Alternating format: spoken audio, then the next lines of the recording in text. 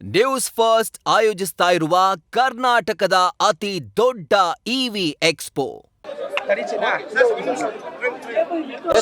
ಹಿಡಿಬೇಡ ಕಣ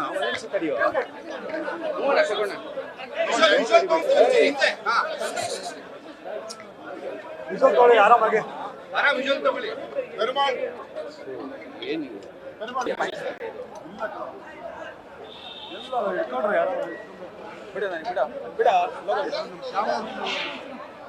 ಈಗ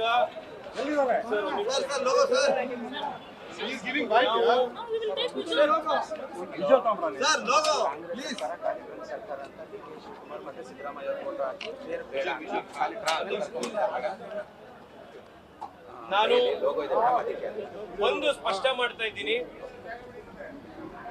ಪೊಲೀಸ್ನವರಿಗೆ ವಿಶೇಷವಾಗಿ ನಾನು ಮನವಿ ಮಾಡ್ತಾ ಇದ್ದೀನಿ. ಇದು ಧರಣಿ ಅಲ್ಲ, ಮುಷ್ಕರ ಅಲ್ಲ. ನಾನು ಏರ್ಪೋರ್ಟಿಗೆ ಹೋಗೋದಿಲ್ಲ, ಇವತ್ತು ಪಾರ್ಲಿಮೆಂಟಿಗೆ ಹೋಗೋದಿಲ್ಲ. ನಾನು ಈ ಮೆಟ್ರೋದಲ್ಲಿ ನ್ಯಾಷನಲ್ ಕಾಲೇಜ್ ಬಸವನಗುಡಿ ತನಕ ಮೆಟ್ರೋದಲ್ಲಿ ಹೋಗ್ತಾ ಇದ್ದೀನಿ, ಟಿಕೆಟ್ ತಗೊಂಡಿದ್ದೀನಿ. ದಯವಿಟ್ಟು ತಾವ್ಯಾರು ಕೂಡ ಅದಕ್ಕೆ ಅಡ್ಡ ಬರಬಾರ್ದು. ಮೆಟ್ರೋದಲ್ಲಿ ಪ್ರಯಾಣಿಕರಿಗೆ ಯಾವ ರೀತಿ ಟ್ರಾವೆಲ್ ಮಾಡಕ್ ಅವಕಾಶ ಇದೆಯೋ ನಮಗೂ ಅದೇ ರೀತಿ ಟ್ರಾವೆಲ್ ಮಾಡಕ್ ಅವಕಾಶ ಇದೆ. ಒಂದು ಖಾಲಿ ಟ್ರಂಕ್ ಇಟ್ಕೊಂಡು ಹೋಗ್ತಾ ಇದ್ದೀನಿ. ಯಾವ ಕಾನೂನಲ್ಲಿ ತಪ್ಪಿದೆ? ಖಾಲಿ ಟ್ರಂಕ್ ಯಾಕೆ ತಗೊಂಡು ಹೋಗಬಾರ್ದು? ರಾಜ್ಯ ಸರ್ಕಾರದ ಪ್ರತಿನಿಧಿತ್ವದ ರೀತಿ ಖಾಲಿ ಟ್ರಂಕ್ ತಗೊಂಡು ಹೋಗ್ತಾ ಇದ್ದೀವಿ ಅಷ್ಟೇ. ಇದರಲ್ಲಿ ಏನೂ ಇಲ್ಲ, ದಯವಿಟ್ಟು ನೀವೇ ನೋಡ್ಬಿಡಿ. ಏನೂ ಇಲ್ಲ, ನಮ್ಮ ರಾಜ್ಯ ಸರ್ಕಾರ ತರ ಖಾಲಿ ಟ್ರಂಕ್ ಏನೂ ಇಲ್ಲ. ಇದರಲ್ಲಿ ಎರಡಿದೆ ಅಷ್ಟೇ. ಒಂದೇನು ಅಂದ್ರೆ ಏನು ಇಲ್ಲ ಸರ್, ಕಾಂಗ್ರೆಸ್ ಸರ್ಕಾರ ತರ ಖಾಲಿ ಟ್ರಂಕ್ ಏನೂ ಇಲ್ಲ. ಇದರಲ್ಲಿ ಏನೂ ಇಲ್ಲ, ಖಾಲಿ ಟ್ರಂಕ್ ಇದೆ. ಟ್ರಂಕ್ ತಗೊಂಡು ಮೆಟ್ರೋಲ್ ಟ್ರಾವೆಲ್ ಮಾಡ್ತಾ ಇದೀವಿ ಅಷ್ಟೇನೆ. ಯಾವುದೇ ಮುಷ್ಕರ ಇಲ್ಲ, ಧರಣಿ ಇಲ್ಲ. ಈಗ ಇನ್ನೊಂದು ವಿಷಯ, ಇವಾಗ ಫಸ್ಟ್ ಆಫ್ ಆಲ್ ಈ ಖಾಲಿ ಟ್ರಂಕ್ ಅಂತ ನಾವೆಲ್ಲ ಹೇಳಿರೋದು, ರಾಜ್ಯ ಸರ್ಕಾರನೇ ಫೇರ್ ಫಿಕ್ಸೇಷನ್ ಕಮಿಟಿ ಎದುರುಗಡೆ ಹೇಳಿದ್ದಾರೆ.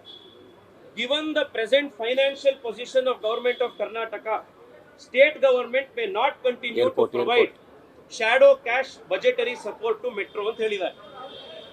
ಇದು ಬಹಳ ಗಂಭೀರವಾದಂತ ಒಂದು ವಿಷಯ ಸರ್ಕಾರ ಹೇಳಿದೆ. ನಾವು ಖಾಲಿ ಟ್ರಂಕ್ ಆಗಿದ್ದೀವಿ, ನಮ್ಮ ಹತ್ರ ಯಾವುದೇ ದುಡ್ಡಿಲ್ಲ, ದಿವಾಳಿ ಎದ್ದೋಗಿದ್ದೀವಿ. ಅದರಿಂದಾಗಿ ಇಷ್ಟು ವರ್ಷ ಬೇರೆ ಎಲ್ಲ ಸರ್ಕಾರಗಳು ಯಾವ ರೀತಿ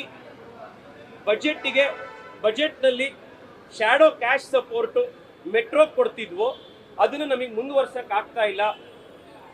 ಆ ಕಾರಣಕ್ಕೋಸ್ಕರ ನೀವು ಜನರಿಂದ ಹಣ ಕಲೆಕ್ಟ್ ಮಾಡಿ ಹೆಚ್ಚುವರಿಯಾಗಿ ದರ ಏರಿಸಿ ಅಂತ ರಾಜ್ಯ ಸರ್ಕಾರ ಹೇಳಿದ್ದಾರೆ.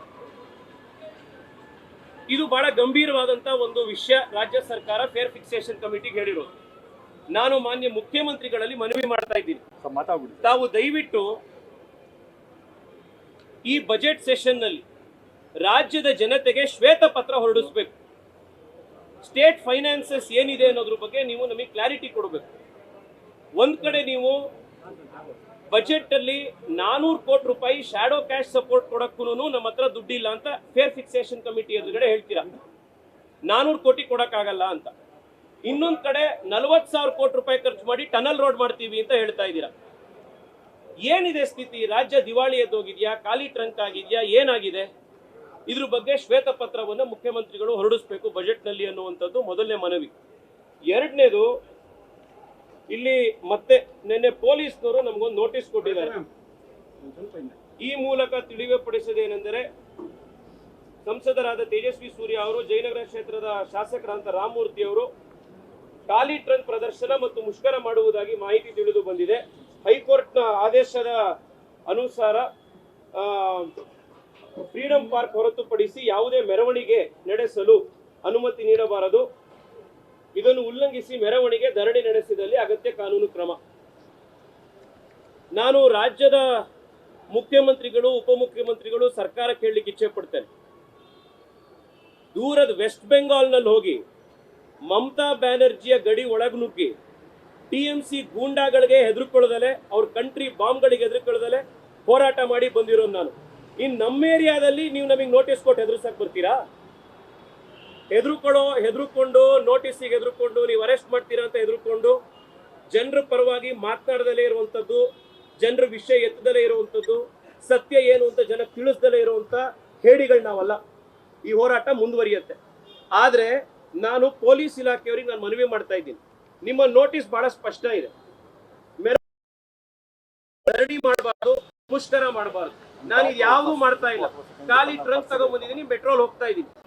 ನಿಮ್ಮ ನೋಟಿಸ್ ಇದಕ್ಕೆ ಅನ್ವಯನೇ ಆಗೋದಿಲ್ಲ. ತಾವು ದಯವಿಟ್ಟು ಯಾವ್ದು ಪ್ರಿವೆಂಟಿವ್ ಅರೆಸ್ಟ್ ಇನ್ನೊಂದು ಅಂತ ಮಾಡಕ್ ಹೊರಟಿದ್ದೀರಿ ಸರ್ಕಾರದ ಆದೇಶದ ಮೇರೆಗೆ, ಅದನ್ನ ತಾವು ಮಾಡಬಾರ್ದು. ಒಬ್ಬ ನಾಗರಿಕನಾಗಿ ಮೆಟ್ರೋದಲ್ಲಿ ಓಡಾಡುವಂತ ಹಕ್ಕು ನನಗಿದೆ, ಅದನ್ನ ತಾವು ತಗೊಳ್ಬಾರ್ದು, ಕಿತ್ಕೊಳ್ಬಾರ್ದು ಅಂತ ಹೇಳಿದೀನಿ. ಕಡೆಯದಾಗಿ ಮಾನ್ಯ ಮುಖ್ಯಮಂತ್ರಿಗಳಿಗೆ ನಾನು ಮನವಿ ಮಾಡ್ತಾ ಇದ್ದೀನಿ. ಪ್ರತಿ ದಿವಸ ಬೆಂಗಳೂರಿನಲ್ಲಿ 10 ಲಕ್ಷ ಜನ ಓಡಾಡ್ತಾರೆ ಬೆಂಗಳೂರು ಮೆಟ್ರೋದಲ್ಲಿ, ಸಾಮಾನ್ಯ ಜನ ಓಡಾಡುವಂಥದ್ದು. ಅವ್ರು ಯಾರ ಹತ್ರನೂ ಕೋಟ್ಯಾಂತರ ರೂಪಾಯಿ ದುಡ್ಡಿಲ್ಲ. ನೀವು ಸಾರ್ವಜನಿಕ ಸಾರಿಗೆಗೆ ಬೆಂಬಲ ಕೊಡಬೇಕು. ಹೊಸದಾಗಿ ಒಂದು ಫೇರ್ ಫಿಕ್ಸೇಷನ್ ಕಮಿಟಿ ಆಗಬೇಕು ಅನ್ನುವಂತ ಆಗ್ರಹವನ್ನ ನೀವು ಮಾಡಬೇಕು.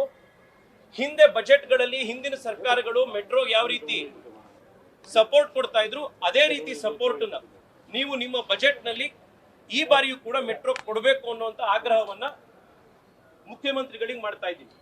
ಇನ್ನು BMRCL ಹತ್ರ ಒಂದು ಮನವಿ ಇದೆ. ನೀವು ಕ್ಲೀನೆಸ್ಟ್ ಮೆಟ್ರೋ ಆಗಬೇಕು, ಸೇಫೆಸ್ಟ್ ಮೆಟ್ರೋ ಆಗಬೇಕು, ಮೋಸ್ಟ್ ಎಫಿಷಿಯಂಟ್ ಮೆಟ್ರೋ ಆಗಬೇಕು ಅಂತ ನಮ್ಮ ಏಮ್ ಇರಬೇಕು.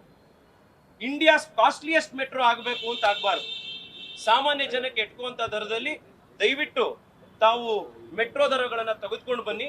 ಬೇಗ ಪ್ರಾಜೆಕ್ಟ್ಗಳನ್ನ ಕಂಪ್ಲೀಟ್ ಮಾಡಿ. ಬೆಂಗಳೂರಿಗರು ಪ್ರತಿ ದಿವಸ ಕೋಟ್ಯಾಂತರ ರೂಪಾಯಿ ಬರೀ ಟ್ರಾಫಿಕ್ ಅಲ್ಲಿ ಸಿಗಾಕೊಂಡು ನಾವು ಸಾಯ್ತಾ ಇದ್ದೀವಿ. ಮೆಟ್ರೋ ಫಾಸ್ಟ್ ಆಗಿ ಕನ್ಸ್ಟ್ರಕ್ಷನ್ ಆಗೋದೇ ಇದಕ್ಕೆ ಪರಿಹಾರ. ಆದಷ್ಟು ಬೇಗ ಮಾಡಿ ಅಂತ ಹೇಳಿ ರಾಜ್ಯ ಸರ್ಕಾರಕ್ಕೆ BMRCLಗೆ ಮತ್ತೆ ನಾನು ಆಗ್ರಹ ಮಾಡ್ತಾ ಇದ್ದೀನಿ. ಮತ್ತೆ ಸ್ಪಷ್ಟೀಕರಣ ಕೊಡ್ತಾ ಇದ್ದೀನಿ. ಇದು ಮುಷ್ಕರ ಅಲ್ಲ, ಧರಣಿ ಅಲ್ಲ, ಇದು ಹೋರಾಟ ಅಲ್ಲ. ಸಾಮಾನ್ಯ ನಾಗರಿಕರು ಯಾವ ರೀತಿ ಮೆಟ್ರೋದಲ್ಲಿ ಹೋಗ್ತಾರೋ ನಾನು ಅದೇ ತರ ಮೆಟ್ರೋದಲ್ಲಿ ಹೋಗ್ತಾ ಇದ್ದೀನಿ. ರಾಜ್ಯ ಸರ್ಕಾರದ ಪ್ರತೀಕವಾಗಿ ಖಾಲಿ ಟ್ರಂಕ್ ತಗೊಂಡು ಹೋಗ್ತಾ ಇದ್ದೀನಿ. ಯಾವ ಕಾನೂನು